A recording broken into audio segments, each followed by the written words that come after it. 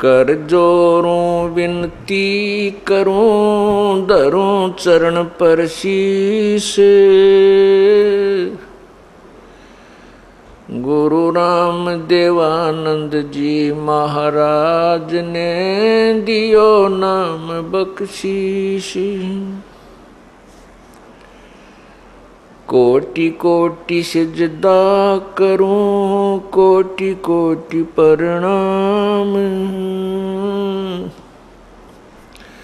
चरण कमल में राखियो मैं बांधी जाम गुलाम। अब गुण किए तो बहुत किए, करत न मानी और। बावे बंदा बख्श दियो, बावे गर्दन उतार। अब गुण मेरे बाप जी, बख्शो गरीब नवाज। जो मैं पूत कपूत हूँ, बोर पिता को लाज। मैं अपराधी जन्म का, मैं अपराधी जन्म का, नक्सक बरे विकार। तुम दाता दुखी भंजना, मेरी करो संवार।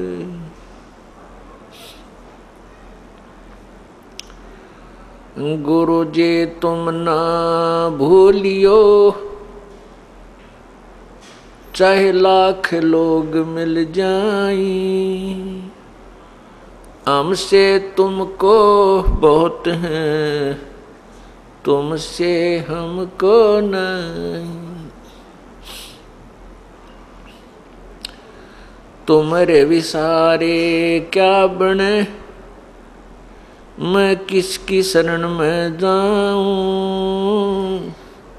शिव विरंच मुनि नारदा, तिनके हृदय न समाऊं। कबीर गुरु जी मिलेंगे, पूछेंगे कुशलात। आदि अंत की सब कहूँ, अपने मन की बात। परमपिता परमात्मा, सारी सृष्टि के रचनहार, कुल मालिक कबीर बंदी छोड़ जी की असीम कृपा से ये 5 दिवसीय संत समागम सत्संग 14 जून सन 2008 को कल प्रारंभ हुआ।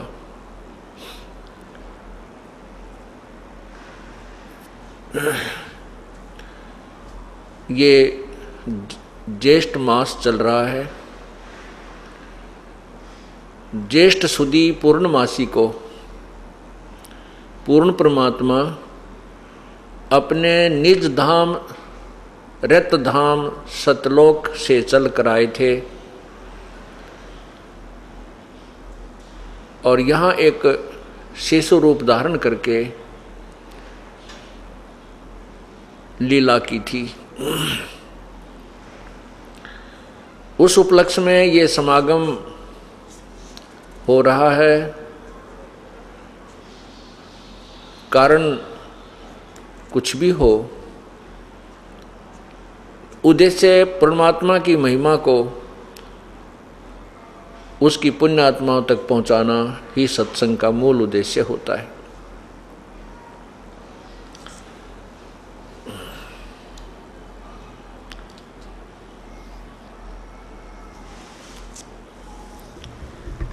इन 5 दिनों के अंदर आपको ज्ञान कराया जाएगा कि परमात्मा कौन है, कहाँ रहता है, कैसा है, परमात्मा की क्या सचीची है, वो साकार है या निराकार है। ये पूर्ण रूप से आपको प्रमाणों सहित बताया जाएगा।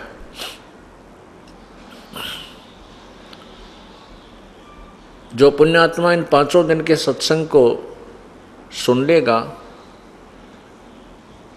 उसको पूर्ण ज्ञान हो जाएगा और सर्व संशय समाप्त हो जाएंगे। परमात्मा के विषय में कोई साकार कहता है, कोई निराकार कहता है। जो साकार कहते हैं वो भी अंत में परमात्मा को निराकार बताकर ही छोड़ देते हैं। जैसे पवित्र हिंदू समाज श्री ब्रह्मा जी, श्री विष्णु जी और श्री शंकर जी, शिव जी को भगवान मानते हैं, परमात्मा मानते हैं, उनको साकार मानते हैं, उनकी मूर्ति हमने बनाई हुई है। फिर भी अंत में कोई पूछता है कि परमात्मा वास्तव में है कैसा, तो कहते हैं परमात्मा तो निराकार है, वो तो कण कण में व्यापक है, उसका कोई स्वरूप नहीं है। तो इससे सिद्ध होता है कि ये थ्योरी कंप्लीट नहीं है, इनकम्प्लीट है, संशय रहित नहीं है, संशय युक्त है। एक तरफ तो हम भगवान को साकार रूप पूज रहे हैं, उनकी मूर्तियां चतुर्भुज रूप में हमारे समक्ष हैं, और फिर अंत में कहते हैं भगवान तो निराकार है। ये निर्णय आपको इन 5 दिन के सत्संग से हो जाएगा, परमाणु सहित हो जाएगा, आप बिल्कुल निसंशय हो जाएंगे।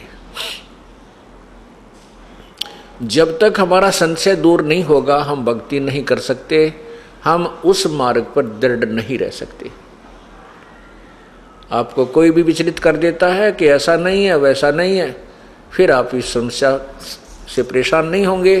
कोई कुछ भी कहे, आपके हृदय में ये तत्व ज्ञान समा जाएगा।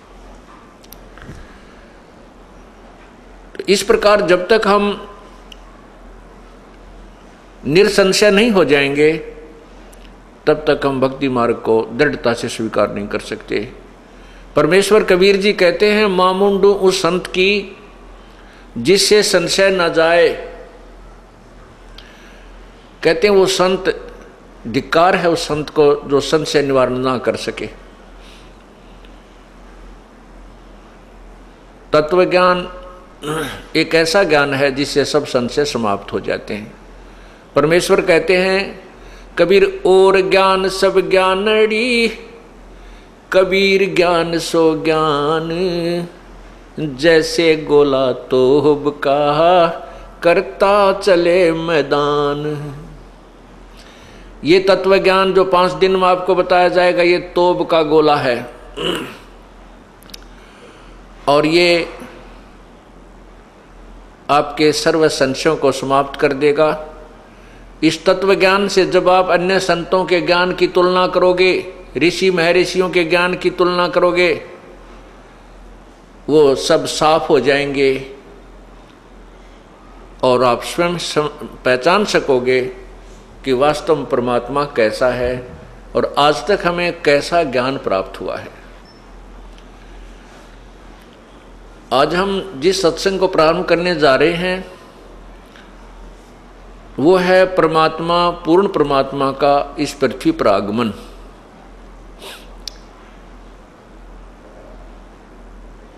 प्रभु कौन है, उसका नाम क्या है, उसका स्वरूप क्या है। परमात्मा साकार है, उसका स्वरूप मनुष्य सदृश है। परमात्मा की जो शक्ति है, परमात्मा की जो पावर है, वो निराकार है। परमात्मा जहाँ भी रहता है उसकी निराकार शक्ति उन्हीं के शरीर से बाहर आ रही होती है और उन्हीं के आदेश से वह सर्व कंट्रोल करती है, सारे समाज सर्व संसार को व्यवस्थित रखती है। ये तत्व ज्ञान का सिद्धांत जो मैं आपको बता रहा हूँ। जैसे सूर्य साकार है, उससे निकल रहा प्रकाश उसी से है। सूर्य प्रकाशमान है, स्वप्रकाशित है, सूर्य साकार है। और उसके अंदर से निकल रहा जो ताप है गर्मी है, उष्णता, वो निराकार है, वो गुप्त काम कर रही है। इसी प्रकार परमात्मा साकार है, परमात्मा का शरीर तेजोमय है, प्रकाशमान है प्रभु। वैसे तो सभी देवों का शरीर भी प्रकाशमान है, सब प्रकाशित है, सभी साकार हैं। निराकार शक्ति कैसे काम, जैसे उनके शरीरों में अंतर है, पावर में अंतर है। जैसे एक 25 वाट का बल्ब होता है, एक 60 वाट का बल्ब होता है, एक 100 वाट का बल्ब होता है, और एक 1000 वाट का, और फिर सूर्य उदय हो जाए, ये सभी प्रकाशमान हैं। ट्यूब बल्ब भी प्रकाशमान है, जो 25 वाट का है वो प्रकाशमान है, 60 वाट का वो भी 100 प्रकाशित है। इसी प्रकार सभी देवों के शरीर प्रकाशमान है। ब्रह्मा जी, श्री ब्रह्मा जी, श्री विष्णु जी, श्री शिव जी का भी शरीर प्रकाशमान है, साकार है, मनुष्य सदृश्य है। इन भगवानों में ये शक्ति होती है कि इनके 4 हाथ हैं, ये चतुर्भुज कहलाते हैं तीनों भगवान, और ये चाहें तो 2 हाथ भी रख सकते हैं। ये इनके पास एक पावर है, जब चाहें ये अपने शक्ति से 4 हाथ भी बना सकते हैं। इनसे ऊपर एक शक्ति है जो इनके पिताजी हैं ब्रह्मा विष्णु महेश के, वो ज्योति निरंजन ब्रह्म है, जिनको क्षर पुरुष भी कहते हैं। वो भी साकार हैं, उनकी 1000 भुजा है, उनका प्रकाश इनके शरीर से 1000 कई गुना ज़्यादा है।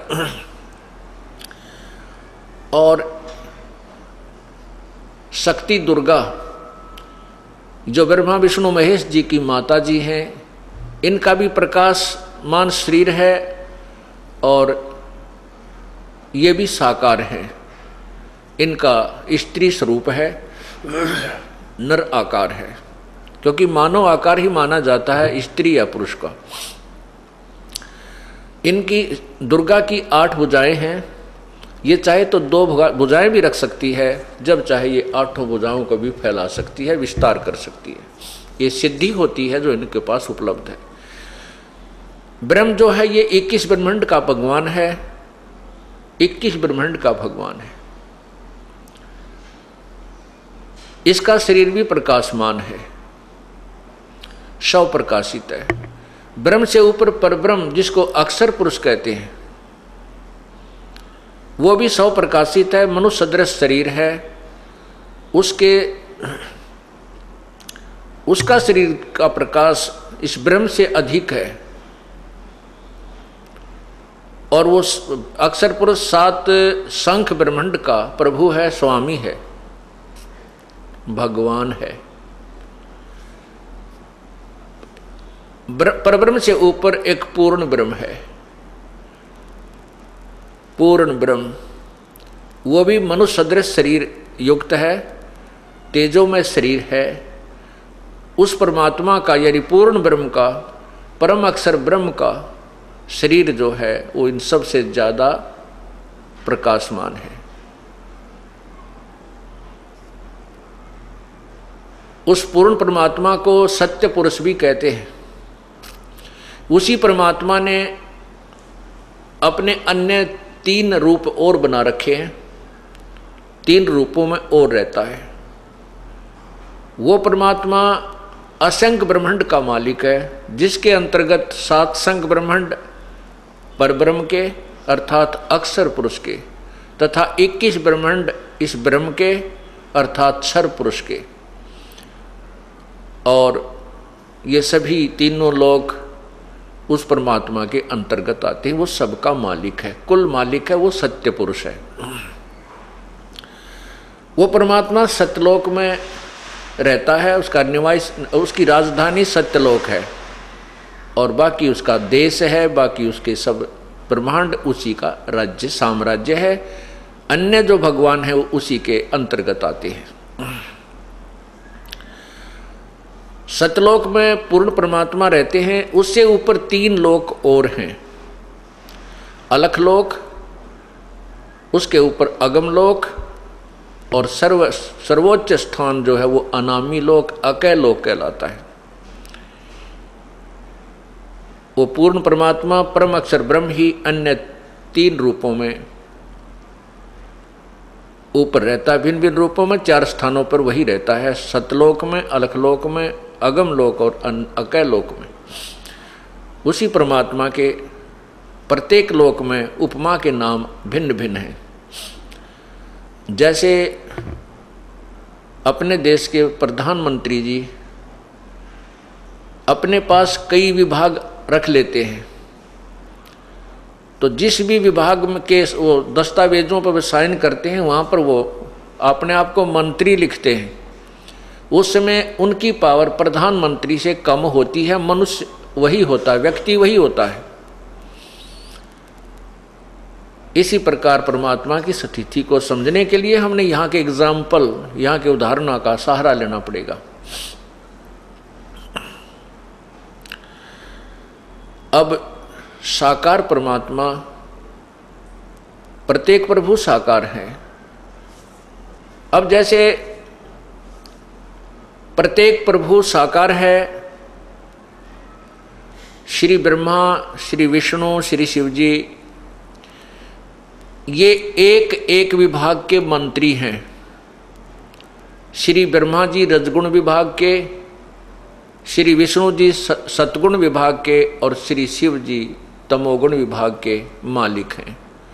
एक ब्रह्मांड में 3 लोक बने हैं और इन 3 लोकों में एक एक विभाग के ये स्वामी हैं, ब्रह्मा विष्णु महेश जी।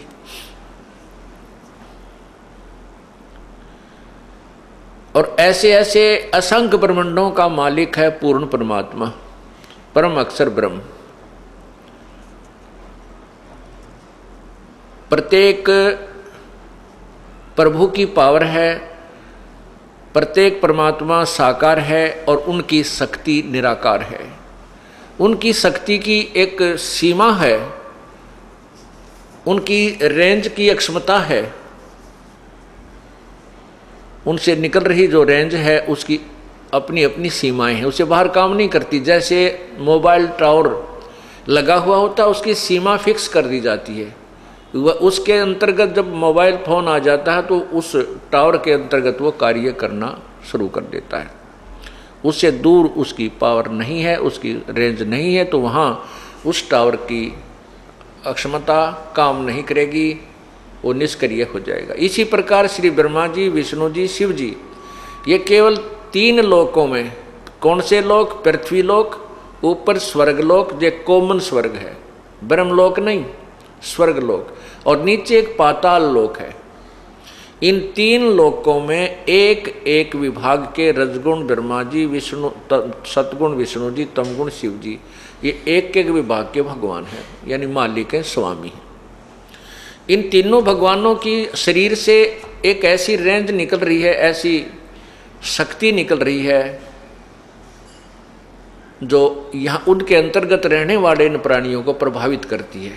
इस मनुष्य शरीर को, जीव शरीर को मोबाइल समझो। इस मोबाइल में जौन सा भी टावर का क्षेत्र, तीनों टावरों की वहाँ कॉमन रेंज होती है, और जिस भी टावर का वो कार्ड होता है उसी की रेंज उसमें काम करने लग जाती है। टावर साकार है लेकिन उससे निकल रही वह शक्ति निराकार है। परमात्मा जो है ये चलता फिरता टावर समझो, जो सभी प्राणियों को अपनी रेंज दे रहा है। अब रेंज की क्रिया को समझने के लिए एक एग्जाम्पल है, उदाहरण है। जैसे एक मकान में रसोई बनी होती है, अन्य रूम होते हैं, रूम्स होते हैं, कमरे होते हैं। रसोई में छौंक लगाया जाता है सब्जी को, और वहाँ से मिर्चों की जो रेंज है, मिर्च की जो निराकार जो शक्ति है, प्रभाव है, वो अन्य कक्षों में, अन्य कमरों में जाकर के भी छीकम छीक कर देता है। मूल वस्तु साकार वस्तु रसोई में है, उसकी निराकार शक्ति ने दूसरे कमरों में बैठे व्यक्तियों को भी अपना प्रभाव दिखा दिया, जिससे उनको छींकें आने लगी। ठीक इसी प्रकार ये तीनों परमात्मा ब्रह्मा विष्णु महेश अपने अपनी रेंज युक्त, अपने अपने गुण युक्त जहाँ भी रहते हैं, चाहे अपने लोक में रहें चाहे अन्य लोक में घूमें, उनके शरीर से निकल रही रेंज प्रॉपर काम करती रहती है। उसी के प्रभाव से ये यहाँ व्यवस्था बनी हुई है। श्री ब्रह्मा जी के रजगुण निकल रही उसकी रजगुण रेंज से यहाँ प्राणी उत्तेजित होते हैं, संतान उत्पत्ति करने के लिए विवश हो जाते हैं। ये जीव के बस की बात नहीं है, ये तो एक कठपुतली है, एक यंत्र है, और इन भगवानों की पावरों से ये चलता रहता है। ये कोई यहाँ पर ये जीव विवश है, संतान उत्पत्ति अवश्य करेगा, ये इसके बस की बात नहीं है। कारण क्या है, इसके पीछे ऐसा क्यों हमें क्यों विवश किया जा रहा है, ये इस 5 दिन के सत्संग में आपका क्लियर समझ में आ जाएगा, आपको स्पष्ट हो जाएगा। दूसरे भगवान विष्णु जी हैं, सतगुण युक्त हैं। सतगुण के प्रभाव से हम एक दूसरे के साथ प्रेम करते हैं, जैसे भाई बहन का प्यार, माँ बेटा का प्यार, पिता पुत्र का प्यार, रिश्तेदारी में लगाव, और संपत्ति के अंदर संपत्ति में मोह। ये जो मोह है, जो सतीथी हमें यहाँ पर टिकाए रखता है, सतीथी बनाए रखता है, ये भगवान विष्णु जी के सतोगुण का प्रभाव है। जैसे हम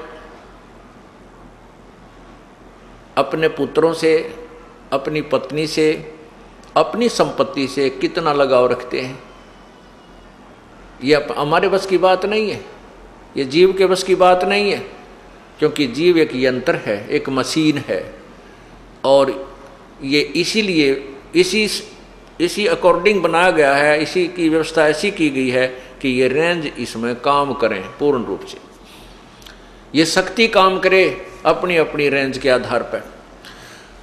तो इस प्रकार भगवान विष्णु जी के सतोगुण से ये प्राणी इस संसार में इतना जबरदस्त मोहित रहता है, संपत्ति के लिए चिपका रहता है, अपने पुत्रों की, माता पिता का आपस में जो प्रेम है ये बना रहता है, जिससे यहाँ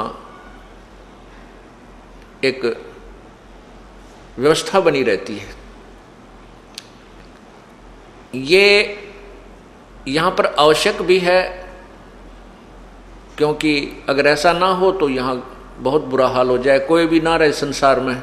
अगर हमारा मोह ममता आपस में ना फंसा रहे, कोई नहीं रहे संसार में, क्योंकि ये सुनियोजित व्यवस्था है इस काल भगवान की। ये बना किस लिए रखा है, ये किया किस लिए है, ये हम आपको बताएंगे आने वाले सत्संग में। अब तीसरा भगवान है शिव जी। उनके अंदर तमोगुण है, वो पूर्ण रूप से तमोगुण है। उनके शरीर से निकल रहे तमोगुण के प्रभाव से ये प्राणी इतना कुपित हो जाता है, एक दूसरे को मार डालता है, काट देता है, ना जाने कितने जुल्म ढा देता है। ब्रह्मा विष्णु महेश जी के पूज्य पिताजी ज्योति निरंजन हैं, क्षर पुरुष हैं, काल है, जिसको काल कहा जाता है। इस काल भगवान ने ये सारे तीनों अपने 21 ब्रह्मांडों में व्यवस्था बना रखी है। सतीथि, उत्पत्ति, सतीथि और संहार। जन्म, फिर यहाँ सतीथि बनाए रखना और फिर मृत्यु करना, इन तीनों पुत्रों के माध्यम से अपना सारा कार्य करवा रहा है। क्यों करवा रहा है, क्या उद्देश्य है इसका ऐसा? आज हमें मालूम है कि आज हमारे पास संपत्ति है, कार है, कोठी है, संतान है, पुत्र है, पुत्री है, रिश्तेदारी है, बहुत बढ़िया दिल लगा हुआ है, आनंद आ रहा है, और हम चाहते हैं हम सदा यहीं रहें, हम कभी मृत्यु को प्राप्त ना हो। लेकिन हम चाहते भी हैं कि ना मरें, और थोड़ा थोड़ा सा पता भी है कि मरे भी गए।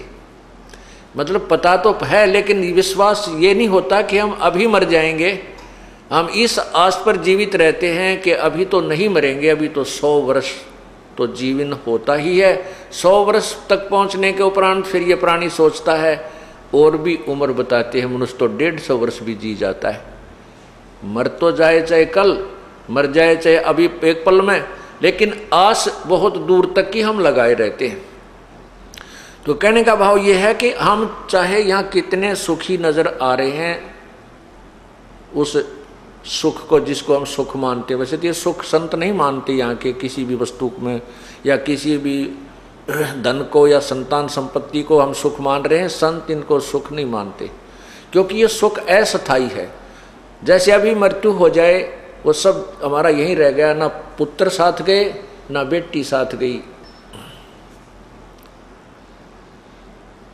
इसको तो संतों ने बताया है कि झूठे सुख को सुख है ये मान रहा मनमोद, ये सकल चबीना काल का, कुछ मुख में कुछ गोद। कबीर परमेश्वर जी ने अपने तत्व ज्ञान में ये समझाया है कि इस झूठे सुख को सुख है ये मान रहा मनमोद, ये तो सकल चबीना काल का, ये काल आहार है, इसके कुछ मुख में कुछ गोद। कुछ तो इसके मुख में 1 लाख जा चुके हैं और बाकियों को गोदी में खिला रहा है, हमें अभी तैयार कर रहा है मृत्यु के लिए, कब मारा जाए, कब इनको खाऊं। ये काल 1 लाख प्राणी नित्य खाता है, मानव शरीरधारी प्राणियों को खाता है।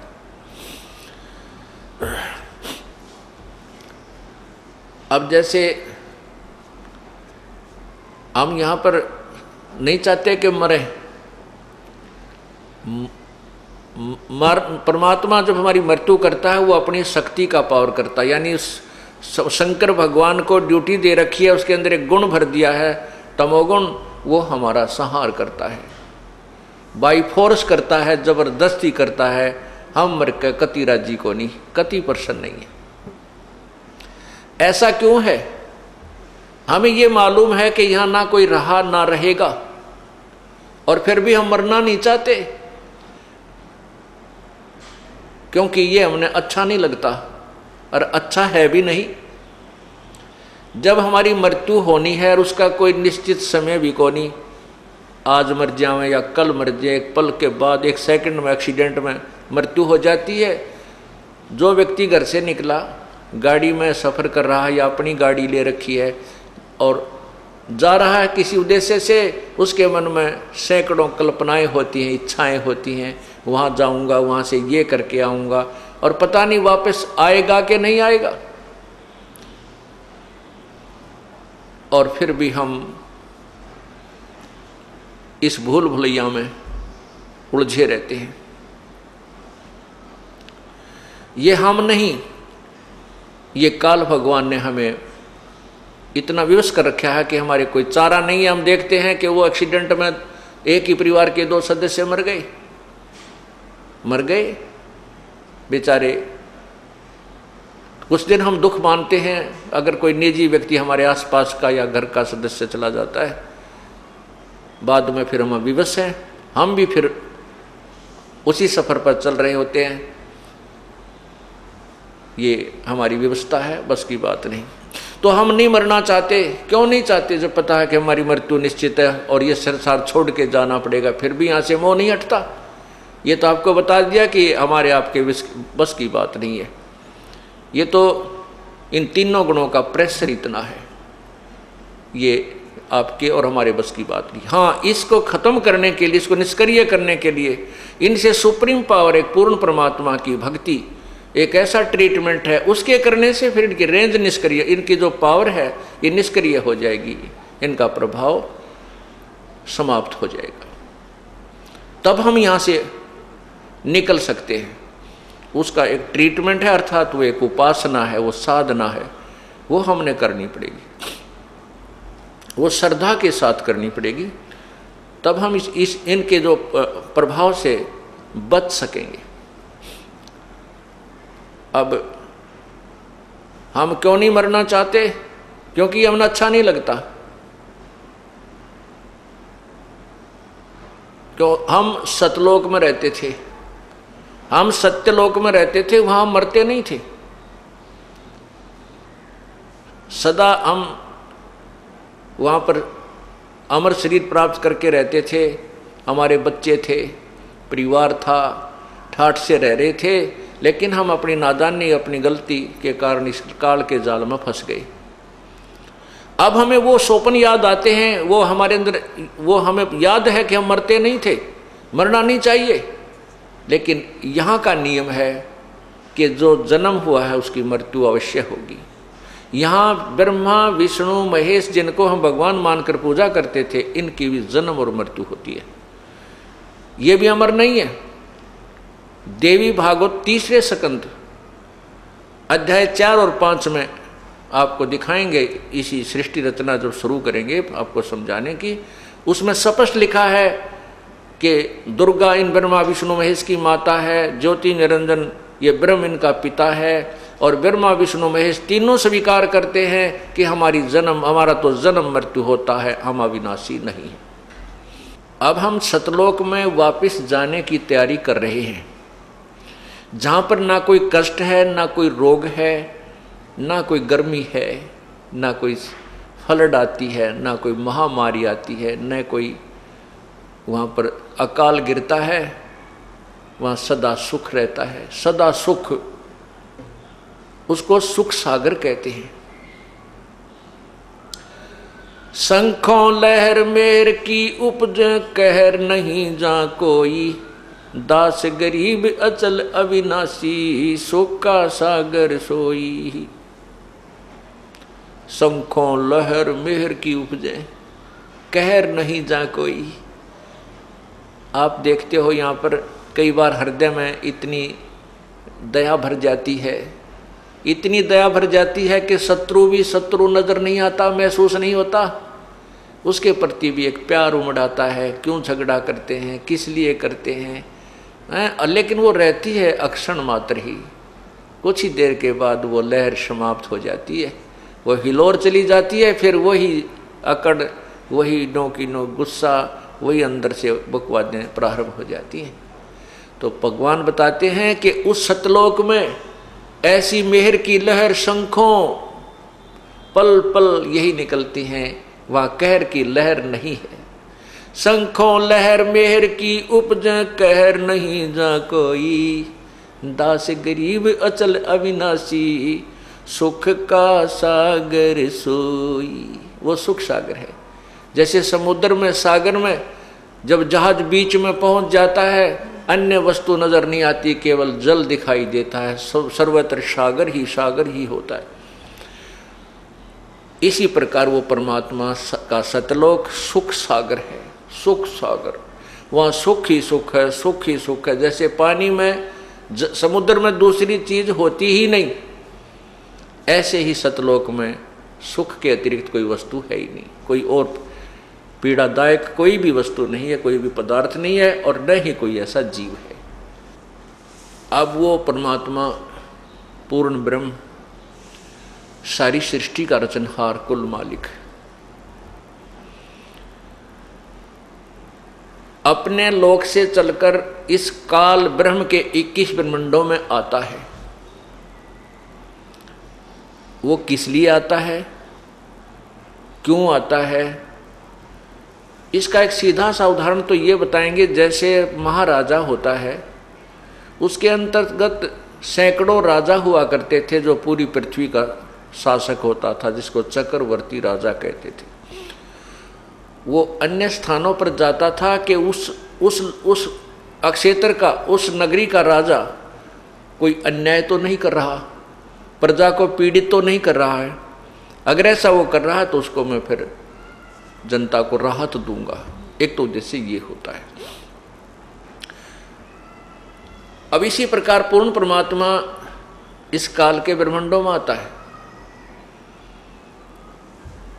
यहाँ की जनता जब हाहाकार मचा देती है, यहाँ के जीव तड़फने लगते हैं, तब वो परमात्मा या तो स्वयं आता है या फिर कोई अपना दास अपनी पावर युक्त, अपनी कुछ पावर उसमें डालकर भेज देता है, अर्थात उसको कुछ शक्ति प्रदान करके भेजता है, जो पुण्य आत्माओं को सुख प्रदान करता है, उसी प्रभु के आदेश और शक्ति से। अब वो परमात्मा पूर्ण ब्रह्म चारों युगों में आते हैं। और यहाँ का जो राजा है, यहाँ 21 ब्रह्मांड का जो प्रभु है वो ब्रह्म है। पुण्यात्माओं, ये आपको तत्व ज्ञान ऐसा रटवा दूंगा, उंगलियां पे याद हो जाएंगे आपके, ये ब्रह्म के है, पर ब्रह्म क्या है, पूर्ण ब्रह्म क्या है, ब्रह्मा विष्णु महेश की कितनी पावर है। हमने ब्रह्मा विष्णु महेश को कभी बुरा नहीं कहा और ना ही ये बुरे हैं। हम तो ये कहते हैं कि तीनों देवा दिल में बसे ब्रह्मा विष्णु महेश, और प्रथम इनकी वंदना पर सुन सतगुरु उपदेश। ये हमारे प्रभु हैं, हम इस काल के लोक में रह रहे हैं, लेकिन हम इनकी सतीथि बताते हैं, इनकी पावर से आपको परिचित कराते हैं। जैसे एक स्टेट का मंत्री, एक राज्य का मंत्री, एक प्रांत का मंत्री होता है, उसकी पावर होती है, उसमें भी शक्ति होती है, लेकिन वो प्रधानमंत्री के बराबर नहीं होता। हमने यही गलती कर रखी है कि एक स्टेट के मंत्री को हमने प्रधानमंत्री मान रखा है। ये अज्ञानता है, इसको तत्व ज्ञान से हमने समझना है। ब्रह्मा विष्णु महेश एक मंत्री हैं, एक एक विभाग के, और एक ब्रह्मांड में, एक प्रांत में। इस काल भगवान के 21 प्रांत हैं। ये मुख्य, यहाँ का मुख्यमंत्री है, समझ लो 21 प्रांतों का। वैसे तो प्रांतों, क्योंकि उदाहरण देने के लिए कुछ हमने अलग से, वास्तविकता से कुछ भिन्न बेशक हो, लेकिन समझने के लिए काफ़ी होती है। ये निरंजन जो ये काल है, ब्रह्म है, ये एक ब्रह्मांड में स्वयं मुख्यमंत्री का रोल करता है, और इसके तीनों पुत्र एक एक मंत्री का रोल करते हैं। अन्य जो नीचे देवता हैं, कोई कुबेर है, वो खजान इसका वित्त मंत्री है, और वरुण है, ये जल का सिंचाई मंत्री है, ये अन्य मंत्री। लेकिन इनमें भी जो विशेष मंत्री हैं वो 3 ही हैं। इन तीनों के अंतर्गत अन्य काम करते हैं। जैसे वरुण है, ये जल विभाग का, सिंचाई विभाग का चीफ इंजीनियर जान लो। इस तरह की इनकी सतिथि बना रखी। तो ये एक ब्रह्मांड में ब्रह्मा विष्णु महेश केवल 3 लोक बने हैं। एक ब्रह्मांड में 3 लोकों में एक एक विभाग के मंत्री हैं, और इनका पिताजी मुख्यमंत्री एक ब्रह्मांड में, ऐसा जानो। और इन ब्रह्म से ऊपर परब्रह्म, परब्रह्म से ऊपर एक पूर्ण ब्रह्म। पूर्ण ब्रह्म जो है वो सारी सब ब्रह्मांडों का मालिक है, कुल का मालिक है। उसको परम अक्षर ब्रह्म भी कहते हैं। पवित्र गीता जी अध्याय 7 श्लोक 29 में गीता ज्ञान दाता प्रभु कह रहा है कि अर्जुन, जिस समय तुझे सभी आध्यात्मिक ज्ञान हो जाएगा और तू मेरे से परिचित हो जाएगा, और तत्ब्रह्म से, उस परमात्मा से तू परिचित हो जाएगा, फिर संसार की कोई ही वस्तु की तू इच्छा नहीं करेगा, कोई डिमांड तेरे मन में नहीं रहेगी। देखो कितना अच्छा ज्ञान है पवित्र गीता जी का, लेकिन आज तक हमारे को समझाने वाले नहीं मिले ठीक से। इसमें कहा है, गीता बोलने वाला भगवान अर्जुन को कह रहा है कि अर्जुन, जब तू पूर्ण रूप से तत्व ज्ञान से या आध्यात्मिक ज्ञान से पूर्ण रूप से परिचित हो जाएगा और फिर मुझे समझेगा और फिर तत्ब्रह्म को जानकर यहाँ की कोई भी वस्तु तू नहीं चाहेगा। 7वें अध्याय के 30 श्लोक हैं। 29वें श्लोक में ये शब्द बोले हैं। जब 8वां अध्याय प्रारंभ होता, अर्जुन ने सबसे पहले यही प्रश्न किया कि हे भगवान, किम तत्ब्रह्म पुरुषोत्तम, वो तत्ब्रह्म कौन है जो आपसे भी ऊपर है, आपसे भी कोई अन्य है, और उसको जानने के बाद आपकी सतिथि का पता होगा। तत्व ज्ञान को जानने के बाद आपको भी मैं समझूंगा, और वो ब्रह्म कौन है, तत्ब्रह्म कौन है, उसके बारे में बताइए। गीता ज्ञान दाता ने, गीता बोलने वाले प्रभु ने गीता जी के 8वें अध्याय के 3रे मंत्र में श्लोक में कहा है, वो परम अक्षर ब्रह्म है, वो परम अक्षर ब्रह्म है। यानी गीता बोलने वाले परमात्मा भगवान से कोई और परमात्मा है, उसके विषय में गीता ज्ञानदाता कह रहा है, वो परम अक्षर ब्रह्म है। 8वें अध्याय में ही फिर आगे चल के 5वें और 7वें श्लोक में गीता ज्ञानदाता भगवान अपने बारे में कह रहा है कि मेरी भक्ति कर, मुझे ही प्राप्त होगा। और 8वें अध्याय के 8, 9, 10 श्लोक में लिखा है कि जो व्यक्ति उस तत्व ब्रह्म यानी परम अक्षर ब्रह्म की साधना करता है, अंतिम श्वास तक उसकी पूजा करता हुआ शरीर छोड़कर जाता है, उस परम दिव्य पुरुष सूर्य सदृश पर प्रकाशमान उस परमात्मा को प्राप्त हो जाता है। ये अपने पवित्र गीता जी का अनमोल ज्ञान है। अब वो परम अक्षर ब्रह्म वो सारी सृष्टि का मालिक है। उसी के लिए गीता अध्याय नंबर 18 के मंत्र 62 में कहा है गीता ज्ञानदाता ने कि अर्जुन तू सर्वभाव से उस परमेश्वर तत्व ब्रह्म की शरण में जा, परम अक्षर ब्रह्म की शरण में जा, उसकी कृपा से ही तू परम शांति और शाश्वत स्थान अर्थात सतलोक को प्राप्त होगा। शाश्वत स्थानम, शाश्वत माने सदा रहने वाला यानी अविनाशी, स्थान माने धाम लोक, सत्यलोक को प्राप्त हो जाएगा। उस परम अक्षर ब्रह्म के ज्ञान को समझने के लिए, परम अक्षर ब्रह्म को प्राप्त करने वाली विधि को प्राप्त करने के लिए गीता जी अध्याय नंबर 4 के मंत्र 34 में कहा है कि उन तत्वदर्शी संतों की खोज कर उनको दंडवत प्रणाम कर, विनम्र भाव से कपट छोड़कर प्रसन्न कर, फिर वो तत्वदर्शी संत तुझे उस परम पिता के पाने की विधि बताएंगे। गीता ज्ञानदाता कह रहा है कि उस परम अक्षर ब्रह्म के विषय में मुझे ज्ञान नहीं है, वो उसकी प्राप्ति की विधि मुझे मालूम नहीं है, उसके लिए कोई तत्वदर्शी संत उसी प्रभु का भेजा हुआ आएगा, उस तत्वदर्शी संत को खोजना।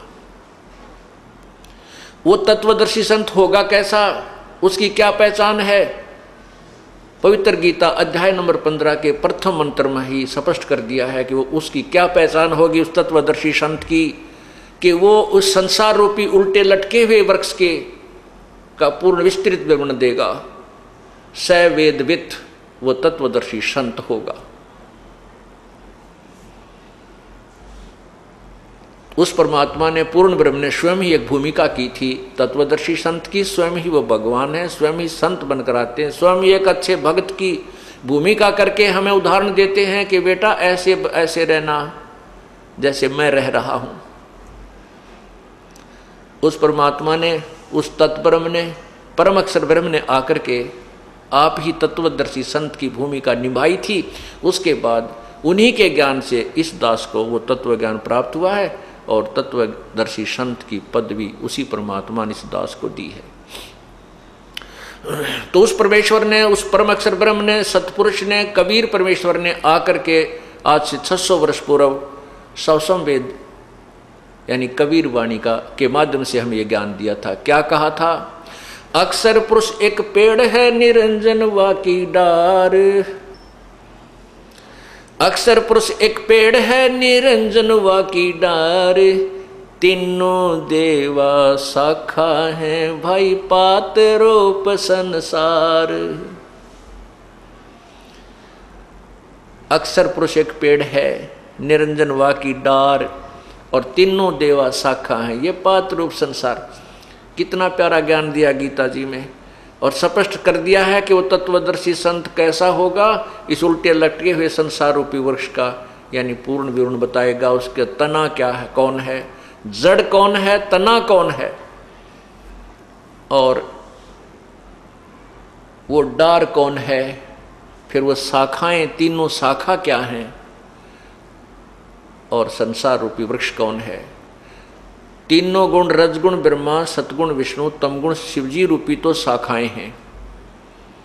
नीचे जो जड़ है, मूल है उस वृक्ष की, यानी संसार जहाँ से चला है, जिससे प्रवृत्त को प्राप्त हुआ है, वो मूल है, वो पूर्ण परमात्मा परम अक्षर ब्रह्म है।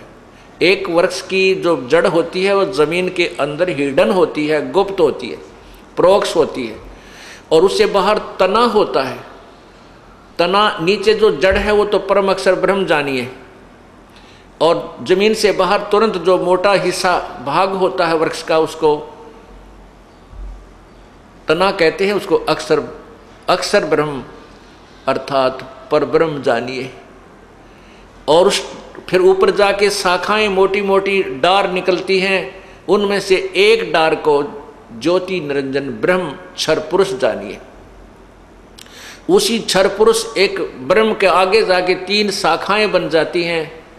उन तीनों शाखाओं को रजगुण ब्रह्मा, सदगुण विष्णु, तमगुण शिवजी, तीनों गुण रूपी शाखा जानिए। अब पुण्यात्माओं, इस संसार रूपी वृक्ष में एक दूसरे से जो भाग हैं ये एक दूसरे से संबंधित हैं, जुड़े हुए हैं। और हम फिर आगे इस ब्रह्मा विष्णु महेश यानी तीनों शाखाओं के आगे जो पत्ते बने हुए हैं, टहनियाँ निकली हैं, उन टहनियों के ऊपर वो पत्ते स्थापित होते हैं, उनको संसार जानिए। हम आज संसार में हैं, आप संसार हैं, आप ब्रह्मा विष्णु महेश रूपी इन तीनों शाखाओं पे आधारित हैं।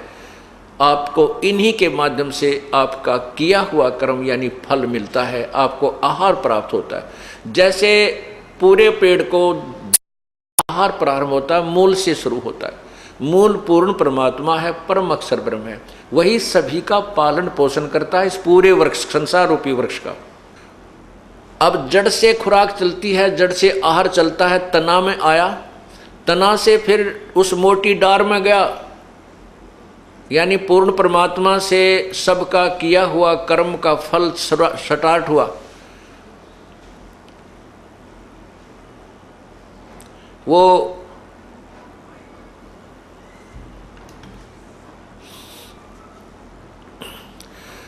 जैसे जड़ से मूल से वृक्ष को आहार मिलता है। अब मूल कौन है? ये पूर्ण ब्रह्म, परम अक्षर ब्रह्म। इससे सबको किया हुआ कर्म वहां से प्रारंभ होता है, तना में आता है यानी परब्रह्म के पास आया, परब्रह्म से फिर ब्रह्म के पास यानी डार में आया, डार से फिर वो खुराक आहार, मोटी डार से फिर तीनों शाखाओं में ब्रह्मा विष्णु महेश में आया, ब्रह्मा विष्णु महेश से आगे फिर हमें प्राप्त हुआ। ये वृक्ष के एक हिस्सा है ब्रह्मा विष्णु महेश, इनको हम अलग नहीं कर सकते, इनको हम बुरा नहीं कह सकते। जैसे कई अनजान लोग हमारे ज्ञान को नहीं समझते, वो कहते हैं कि ये संत ब्रह्मा विष्णु महेश को नेग्लेक्ट करता है। ये नेग्लेक्ट हो ही नहीं सकते, ये तो हमारा अभिन्न अंग है। जब तक हम इनके अंतर्गत हैं, हम यहाँ इनके अधीन हैं। ये यहाँ के 3 लोक के एक के विभाग, 3 लोक में एक के विभाग के मालिक हैं, मंत्री हैं, और हम इनकी प्रजा हैं। हम इनको नेग्लेक्ट नहीं कर सकते, हम इनके विधान से बाहर नहीं हो सकते, इनके अंतर्गत हमें रहना होगा। और लेकिन इस ज्ञान को समझना पड़ेगा, इनकी कितनी पावर है, ये हमें कितना राहत दे सकते हैं। अक्षर पुरुष यानी पूर्ण परम अक्षर पुरुष, परम अक्षर ब्रह्म से आहार चला, वो फिर तना यानी परब्रह्म में, फिर ब्रह्म में, डार से फिर तीनों शाखाओं में, शाखाओं से आगे हम पत्तों में, इस संसार रूपी पत्तों में ऐसे आहार यानी किया हुआ कर्म हमें इस प्रोसीजर से, इस प्रकार हमें कड़ी से मिलता है। तो इसमें कोई भी भगवान, किसी भी परमात्मा को हम अवॉइड नहीं कर सकते। प्रभु को स्वामी है ये हमारे, लेकिन हमने मूल ज्ञान को समझना है कि ये इन सबको भी पालन करने वाला कौन है, ये भी किस पर आधारित है। अब इसी का ज्ञान, इसी का प्रमाण इसी अध्याय नंबर 15 के, गीता जी के अध्याय नंबर 15 के 1 से लेकर 4 में तो ये निर्णय दे दिया कि वो संत पूर्ण, जो पूर्ण संत तत्वदर्शी संत होगा, ये ज्ञान बताएगा, संसार रूपी वृक्ष के प्रत्येक भाग का भिन्न भिन्न विवरण बताएगा। और फिर कहा कि जब तत्वदर्शी संत मिल जाए, 15वें अध्याय के 4थे श्लोक में बताया है कि जब तत्वदर्शी संत मिल जाए तो उस तत्व ज्ञान के आधार से इस संशय रूपी इस वृक्ष को काट के, संशय रूपी वृक्ष तत्व ज्ञान रूपी शस्त्र से अज्ञान रूपी इस वृक्ष को काटकर उसके पश्चात उस तत्व, उस परम धाम को, उस परम पिता परमेश्वर की खोज करनी चाहिए, जहां पर जाने के बाद संसार में लौटकर प्राणी नहीं आते। गीता जी अध्याय नंबर 15 के श्लोक 4 में निर्णय दिया है कि जब 3 और 4 में ये निर्णय दिया है कि जब तत्वदर्शी संत मिल जाए उस तत्व ज्ञान रूपी शस्त्र से अज्ञान रूपी उस वृक्ष को जो आपके अंदर घर कर चुका है उसको समाप्त करके, यानी उस पूर्ण रूप से संसार रूपी वृक्ष को समझकर उसके पश्चात उस परमेश्वर के उस परम पद, परमेश्वर के उस परम पद की खोज करनी चाहिए, जहाँ जाने के बाद संसार में साधक संसार में लौट कर नहीं आते। और ये गीता ज्ञान दाता भगवान कहता मैं भी उसी की शरण में हूं।